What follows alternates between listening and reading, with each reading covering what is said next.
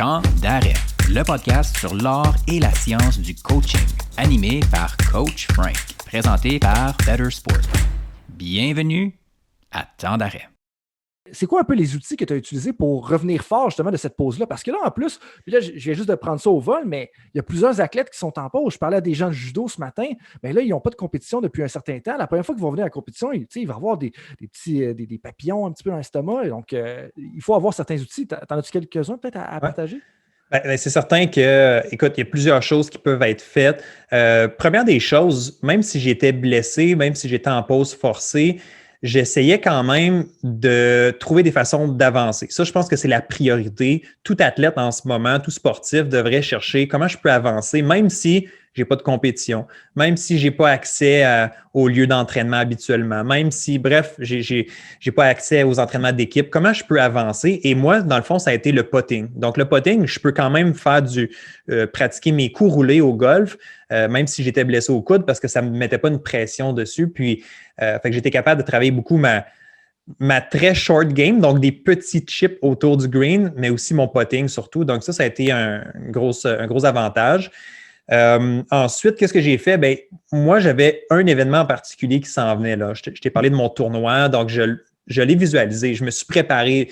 Donc, on parle de visualisation ou d'imagerie mentale. C'est pas des termes synonymes, là. Ben, bref, on les utilise un petit peu en tout cas, du moins, on les voit un petit peu comme des synonymes, mais on ne va pas entrer dans la grande théorie, là. Donc, visualisation, je me suis projeté, j'ai essayé de voir comment je voulais me comporter cette journée-là. J'ai essayé de voir comment je voulais frapper. Donc, j'avais déjà développé une certaine technique, donc des outils pour frapper la balle comme je le voulais. Donc, je les répétais dans ma tête. Donc, de faire de l'entraînement. Tu sais, littéralement, c'est ça, hein? Visualiser ou l'imagerie mentale, c'est de faire des répétitions dans ta tête. Et ton cerveau ne fait pas vraiment la différence entre est-ce que j'ai fait une vraie répétition avec mon bâton dans les mains ou est-ce que j'ai juste imaginé ça. Notre imagination, notre cerveau est tellement puissant que ça envoie les mêmes signaux, ça envoie… Écoute, de façon simple, là, je me suis entraîné justement mentalement. Je me suis entraîné à frapper des balles. Je me suis entraîné aussi spécifiquement sur le terrain où je m'en allais jouer. Donc, je me voyais sur le tertre de départ du trou numéro 1, je me voyais où je voulais envoyer ma balle. Donc, j'ai fait des répétitions comme ça. J'ai joué un petit peu mon tournoi à l'avance dans ma tête et je pense que ça m'a donné une belle confiance. Et quand je suis arrivé et là, ça, c'est peut-être ma plus grande fierté là, du tournoi, premier tertre de départ que j'avais visualisé des dizaines, des centaines de fois, je me suis installé puis ça s'est passé pas mal comme je l'avais anticipé. Donc, oui, je savais qu'il allait y avoir un peu de nervosité. C'est ton premier coup de la journée. Hein. Le premier coup au golf, là, ta première ronde, là, tu joues ton premier, c'est un coup de départ. C'est jamais, c'est pas évident. Il faut que tu brises un peu la glace et tout ça. Mais je savais, il y avait les boys qui me regardent. Tu es là, tu es sur le spot, là, puis tu veux bien commencer ta ronde. Alors, je l'avais tellement vu dans ma tête de fois que finalement, pas par magie, mais par pratique, par répétition, par confiance en moi, j'ai réussi à faire le coup que je voulais. Donc, c'est moi qui ai eu probablement le plus beau coup de départ des 4 gars qu'on jouait ensemble. Et en tout cas, fait des petits moments comme ça qui me rendent fier et tout ça. Mais tu sais, oui, la préparation, ça a été ça. Visualisation, pratiquer d'autres choses, développer d'autres aspects de ma game. Puis aussi, d'être positif. Moi, j'y croyais. Honnêtement, je savais que je pouvais frapper une bonne balle de golf. Je savais que je pouvais le faire. Alors, j'ai resté vraiment avec un discours interne positif, constructif. Puis, je pense que ça m'a bien servi. C'est vraiment intéressant. Puis il y a plein de petits nuggets dans ce que tu viens de dire auxquels je veux retoucher. Mais avant d'aller un petit peu plus loin, bon, les 3 choses que j'ai retenues un peu de ce que tu as dit, c'est que des fois, on pense à notre sport dans l'ensemble, on ne peut pas le pratiquer, puis on tendance à dire, ben là, je ne peux pas le pratiquer, est-ce que je peux faire? Mais en réalité, tu l'as comme décomposé, tu l'as divisé, tu as dit, OK, cette section-là, je peux encore la travailler. Première chose. Deuxième chose, l'imagerie mentale, l'entraînement mental, tu dis que tu l'as fait. Troisième chose que tu as dit un peu plus vers la fin, dialogue interne positif, super important, de se garder en confiance et tout ça. Puis ça, on va y revenir d'ailleurs. Je voulais explorer un peu plus la confiance avec toi. Mais là, tu as touché un point qui, pour moi, est super important puis qui peut avoir un parallèle avec plein de sports. Tu sais, au hockey, le premier shift dans le game. Au football, le premier jeu pour un carrière, la première passe, le premier botté pour un botteur, le premier lancer franc de la partie, le premier swing dans une ronde de golf. Ça peut quand même être stressant. Puis tu m'as dit, OK, bon, j'ai visualisé plusieurs fois, puis ça m'a aidé. Mais est-ce qu'il y a d'autres trucs qu'on peut faire? Parce que là, si, exemple, on a un Thomas qui s'en va, puis là, il y a une ronde de golf à jouer demain pour le championnat provincial. Comme qu'est-ce que lui, il peut faire pour justement aider à mieux gérer son premier tee-off, parce qu'on sait tous, il y a même une histoire, là, puis là, je pars sur une tangente, que je te promets qu'il y a un lien, là, mais quand je suis allé visiter en Écosse, je suis allé faire le tour du terrain de St. Andrews en Écosse, puis il nous disait que le président Eisenhower, il avait été au terrain de St. Andrews après la Deuxième Guerre mondiale, si mon histoire est bonne, et ne me citez pas là-dessus. Personne, je ne suis pas une bonne référence pour ça, pour d'autres choses, oui, mais pas pour ça. Et puis, il disait qu'il était tellement nerveux. Donc, l'homme le plus puissant au monde était tellement nerveux que finalement, il avait décidé de ramasser ses bâtons, puis de ne pas faire son premier trou, puis de se rendre directement au deuxième trou. Mais je me dis, c'est incroyable, un gars qui avait autant de pouvoir dans le monde. Mais fait tout ça pour dire que le stress du premier tee, là, on s'entend, là, it's a real thing, là, c'est vrai. Là. Mais est-ce que tu aurais peut-être d'autres trucs justement pour le président Eisenhower qui nous écoute là, de sa tombe probablement? Ben écoute, tu as tellement raison. Je veux dire, le premier, tu as donné plein d'exemples dans plein de sports. Moi, j'ai été gardien de but quand j'étais jeune. Fait que le premier arrêt dans ton match, tu avais hâte de le faire. Tu avais hâte d'être dans l'action et tout ça. Par contre, écoute, je vais te dire une chose. Je reviens quand même sur l'imagerie mentale parce que je pense que c'est probablement un des outils les plus puissants que tu peux utiliser. C'est pas pour rien là, que, écoute, je vais donner une statistique, là, ça fait déjà quelques années que ça avait été fait, là, mais au-delà de 80% des athlètes qui se présentaient aux Olympiques à cette année-là qui ont fait une recherche. Là, encore une fois, là, je ne suis pas trop calé dans la recherche et les études scientifiques, là, mais ça m'a toujours resté en tête. C'est comme 80% des athlètes utilisaient déjà cet outil-là. Ça te montre à quel point c'est quelque chose de puissant et qui peut vraiment aider. Alors, si tu as un défi avec ce premier coup de golf que tu as à faire au début de ta ronde, ou ta première présence sur la glace, ou ta première présence, première fois que tu touches au ballon, hein, tu es un joueur de soccer, première fois que tu... Bon, fait que c'est... Pour être capable de bien gérer ça, c'est de le reproduire plusieurs fois dans ta tête. Donc, c'est de le revivre souvent. Donc, autrement dit, ce que tu veux faire en le visualisant, puis en le répétant dans ta tête, puis évidemment, tu veux que ce soit positif dans ta tête, tu veux devoir réussir, tu veux devoir faire un bon coup dès le départ.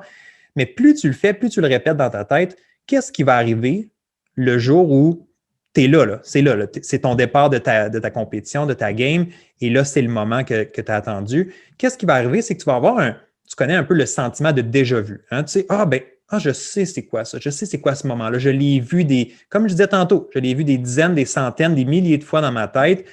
Je le sais qu'est-ce que j'ai à faire.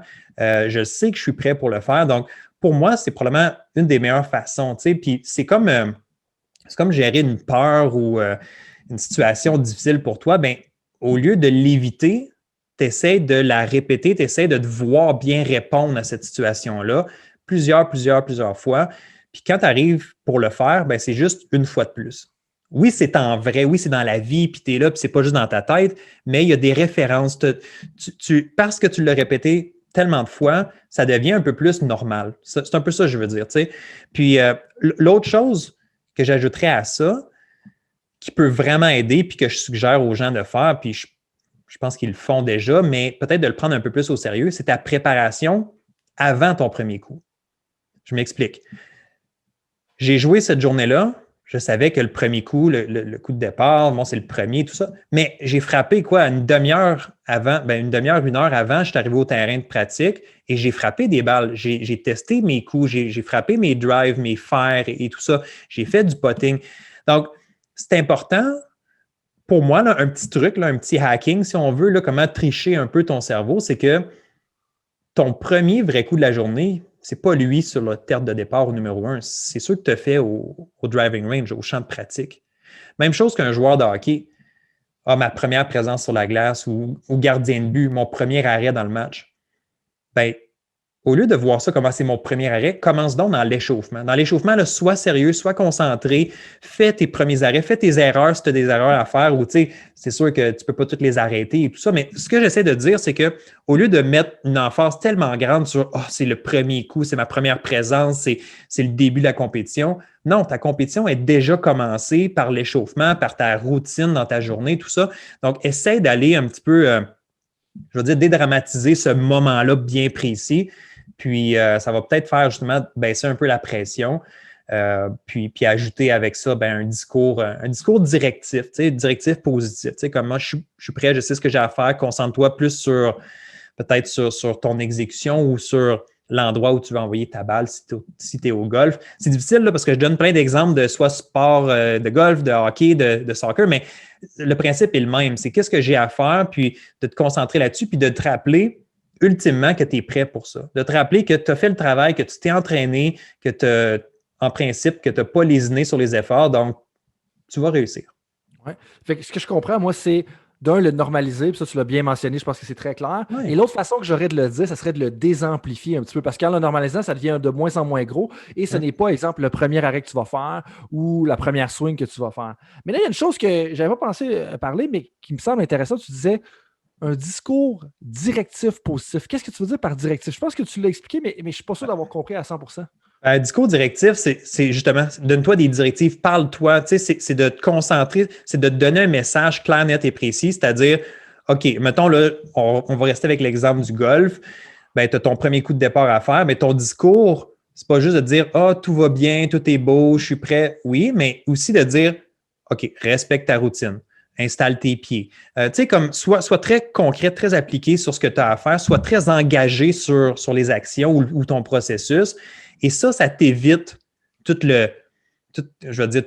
pas les distractions, mais toutes les interférences, toutes les pensées négatives. On a tout ça, là. On doute tous, là, à des moments ou à un autre. On a tous des pensées qui sont paralysantes, qui sont défaitistes. Ça arrive, là.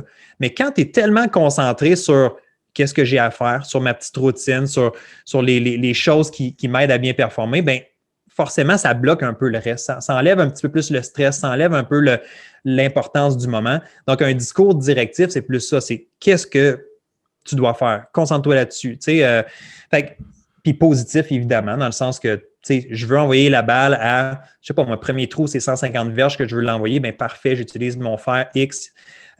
Puis j'envoie la balle à cet endroit-là. Puis, fait c'est plus de... Autrement dit, c'est un peu... Quand je parle de discours directif, là, moi, la façon que je le vois, c'est un peu comme sois ton propre coach. Qu'est-ce que ton coach te dirait aussi? Quelle information il te donnerait? Au football, là, je ne vais pas me lancer dans le football parce que je ne connais pas assez bien les détails, puis toi, tu es un expert là-dedans, là, mais je vais juste dire, donne tout. Sois un exécutant un peu plus. Là. Tu comprends?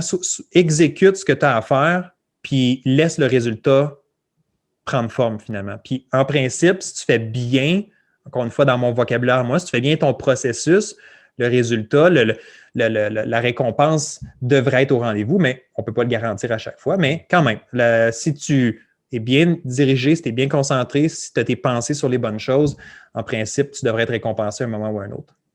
Moi, ce que je comprends, en fait,